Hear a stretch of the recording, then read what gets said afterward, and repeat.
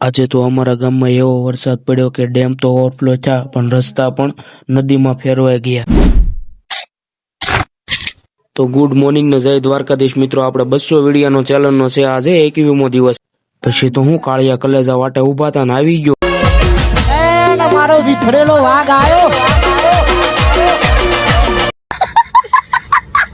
This is four અમારા ગામનું તળાવ. કાલે મિત્રો તમે જોયું હતું કે કાલે અડધું હતું પણ આજે પાણીના કારણે આખું ભરાઈ ગયું. પાણીનો પ્રવાહ એટલો તેજ હતો કે રોડની પથારી ફેરવી નાખી. हम ऐसी ऐसी जगहों पर गए हैं जहां इंसान का जिंदा रहना मुश्किल था. ये काम आसान नहीं है, हर जगह खतरा है,